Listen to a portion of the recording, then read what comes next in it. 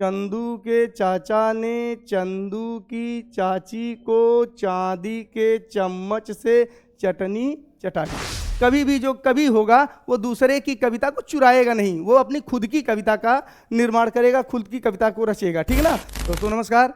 हम लेकर के आ गए हैं आपके लिए अलंकार। पहले मैंने रस पढ़ाया था, रस में मैंने तब ही बता दिया था कि अगला मेरा वीडियो जो होगा वो इंटरमीडिएट का अलंकार होगा, और ये इंटरमीडिएट का अलंकार आज आ गया है। और आप देखिए, ठीक ना लिखा क्या है, अलंकार का अर्थ क्या है, सजावट आभूषण। आप जानते हैं कि कोई भी चीज़ होती है जब देखने में खराब होती है तो निश्चित है कि उसको अच्छा दिखने के लिए सजाना पड़ता है, तो जो सजावट की चीज़ लगाई जाती है दैट इज कॉल्ड अलंकार।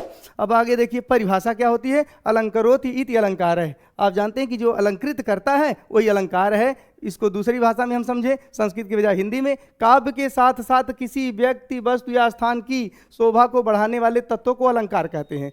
पहले पढ़ाया क्या जाता है कि काव्य की शोभा बढ़ाने वाले को अलंकार कहते हैं। मैं कहता हूं कि काव्य की ही शोभा नहीं, किसी व्यक्ति, वस्तु या स्थान की भी शोभा को अगर कोई बढ़ाए, किसकी, व्यक्ति की, वस्तु की या स्थान की, उसको भी अलंकार कहते हैं। मैं स्पष्टीकरण दे रहा हूं कि यह बात सत्य कैसे हो रही है। तो आप देखिए कि एरो है, ये दिखा रहा कि आगे है, तो मैं आगे कर दे रहा हूं। आप देखिए ये दो इमेज आपके सामने पड़े हुए हैं। एक में आप देख रहे हैं कि ये ड्यूटी कर रही है और इसका अलंकार कैसा, इसमें कोई आभूषण का प्रयोग हुआ है, नहीं हुआ है। और ये कि ये देखिए ब्यूटी के साथ, ये ड्यूटी के साथ, तो ये ब्यूटी के साथ, ठीक ना। अब ये देखिए अलंकार सहित है, तो आप बिना बताए ही समझ जाएंगे कि अलंकार किस में लगा है, उसमें है या इसमें है। ठीक, तो ये हो गया व्यक्तिवाचक। अब आप आ जाइए वस्तुवाचक।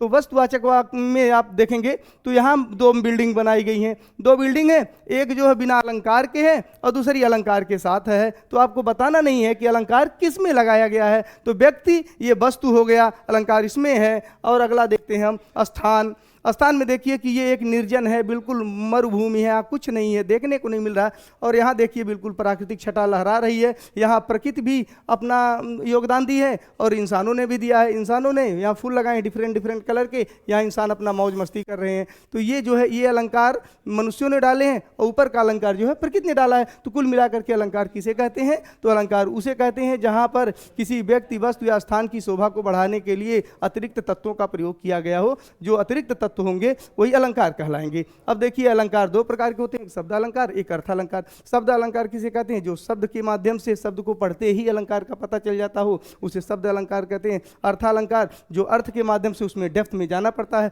जैसे शब्द अलंकार में शब्दों में पढ़ते पढ़ते कनक कनक ते सौगुनी, कनक कनक ते सौगुनी, सौगुनी, बस इतने कहते ही कनक कनक, ये सामने कनक माने धतूरा, कनक माने सोना, बस यही शब्द को पढ़ते ही पता चल गया।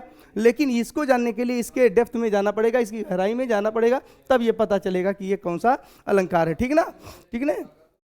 ये तो हो गए क्या शब्दालंकार, ये हो गया अर्थालंकार। अब शब्दालंकार में देख लीजिए तीन जो है इसके मैंने जो उदाहरण दे दिए, श्लेष, यमक, अनुप्रास जैसे हो गए। और अर्थालंकार में उपमा, रूपक, उत्प्रेक्षा, संदेह, भ्रांतिमान। ठीक, आगे हम देखते हैं अनुप्रास। अब पहला मेरा अलंकार शुरू हो जाता है अनुप्रास। अनुप्रास का मतलब होता है बार बार आना, बार बार जिसकी बारंबारता हो उसे कहते हैं अनुप्रास। अनुप्रास अलंकार की परिभाषा में हम लिखते क्या है, जब एक ही वर्ण की आवृत्ति बार बार हो तो वहाँ अनुप्रास अलंकार होता है। और गुरुजी ने क्या बच्चों को बताया है कि जब एक ही वर्ण की आवृत्ति न बता के लिखा है कि जब व्यंजन वर्ण की आवृत्ति, और जगह बताया जाता है कि जब व्यंजन वर्ण की आवृत्ति बार बार हो। आप कितने भी वीडियो देखिए, अधिकांश जगह आपको देखने को मिलेगा कि जब व्यंजन वर्ण की आवृत्ति लिखी, तो मैं कहता हूं व्यंजन नहीं, मैं व्यंजन को नहीं मानता हूं, मैं व्यंजन को ही नहीं बल्कि स्वर, स्वर और व्यंजन दोनों की, इसलिए मैंने यहाँ वर्ण डाल दिया है। मैंने क्या डाला, वर्ण। मैंने ये नहीं बिल्कुल क्लियर किया है, एकदम बिल्कुल इंडिकेट किया व्यंजन को, ना तो मैंने इंडिकेट किया है स्वर को, मैंने इंडिकेट किया है एक ही वर्ण, चाहे वो कोई भी हो, स्वर हो या व्यंजन हो, अगर उसकी आवृत्ति बार बार होती है तो वो अनुप्रास अलंकार होगा।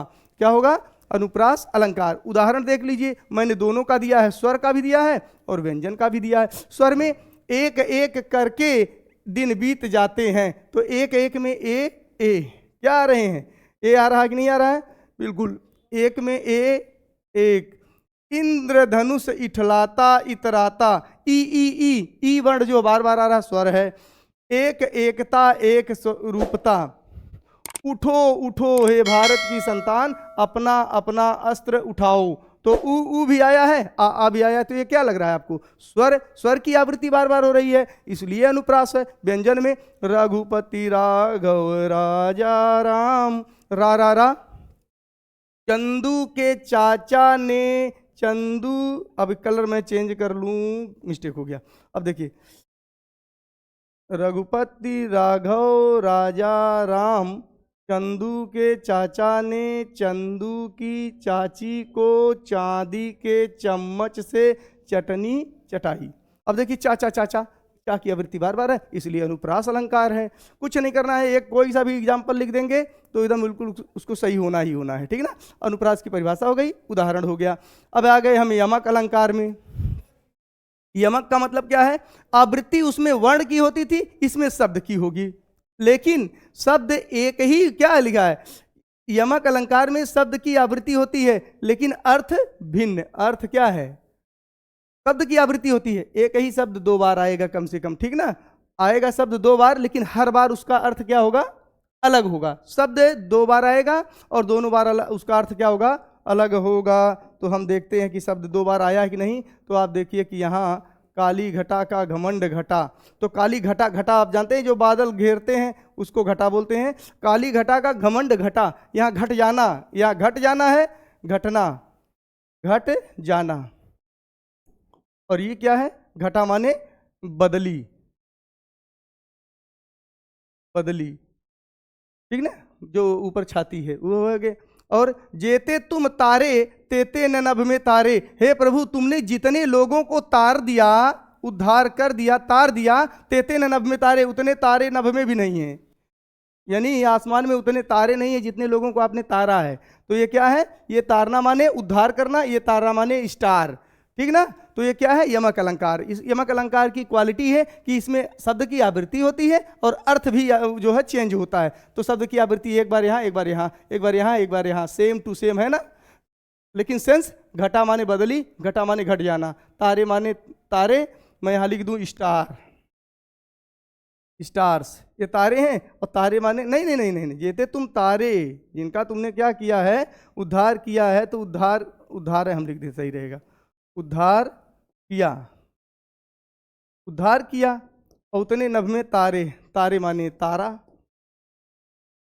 ठीक ना। अब दोनों का सेंस बिल्कुल डिफरेंट हो गया। आगे हम आते हैं इधर, श्लेष अलंकार। श्लेष अलंकार क्या है? परिभाषा इसकी है कि जब काव्य पंक्ति में किसी शब्द को लिखा तो एक ही बार जाए, देखिए लिखा तो एक बार जाएगा, एक बार, लेकिन परंतु उसका अनेक अर्थ होगा। अर्थ इसका क्या होगा? जरूरत पड़ने पर पता नहीं कितना हो सकता है। तो शब्द तो एक ही बार आएगा, अर्थ बदलेगा। अब देखिए, पानी, पानी गए न उबरे मोती मानुष चून, पानी गए न उबरे मोती मानुष चून। अब हम देखते हैं क्या है? पानी गए न उबरे मोती मानुष चून। पानी माने क्या होता है? इज्जत।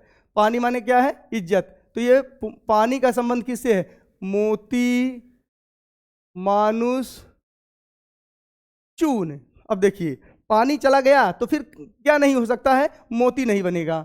मोती बनेगा तो पानी में ही, सीप में बनता तो पानी चाहिए, नहीं तो सीप नहीं रहेगी, और उसमें चमक नहीं आएगी। तो पानी का मतलब होता क्या है? चमक।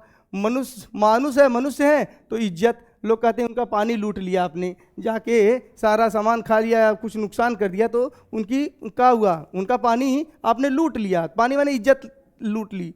चून, चून माने चूना, कोमलता। पानी रहेगा तो चूने में कोमलता होगी, नहीं तो लोग कहते हैं चूना मरा हुआ है, बहुत टाइट हो जाता है, वो यूजलेस हो जाता है।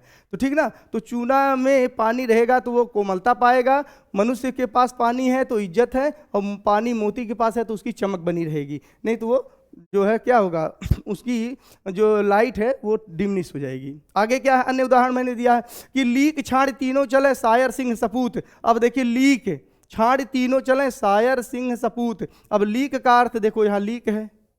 लीक माने क्या है? लीक तीनों के लिए, इसके लिए भी है, इसके लिए भी है और इसके लिए।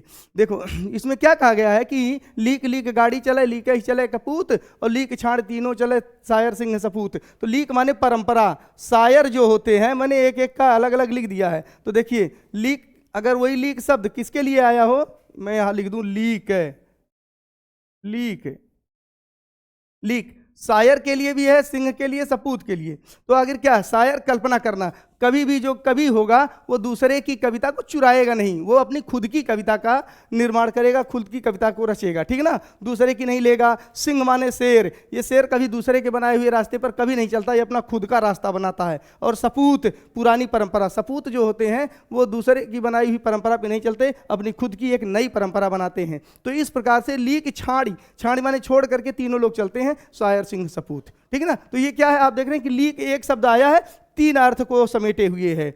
यहाँ क्या है, पानी एक बार आया है, तीन इसका अर्थ समेटे हुए है। इस प्रकार से सुलेश अलंकार में एक ही शब्द आता है लेकिन अर्थ बार बार होता है। बाकी ये एक ही शब्द में तीनों सेंस क्या है, चिपके हुए हैं। सुलेश माने होता है वैसे चिपकना, ठीक ना, तो सुलेश माने चिपकना, तो ये सेंस जो होते हैं क्या है, इसी में चिपके हुए होते हैं, पड़े रहते हैं, इनको अलग कर दिया जाता है बस। इस प्रकार से यह मेरा जो है वीडियो इंटरमीडिएट का आज संपन्न हुआ, ठीक ना।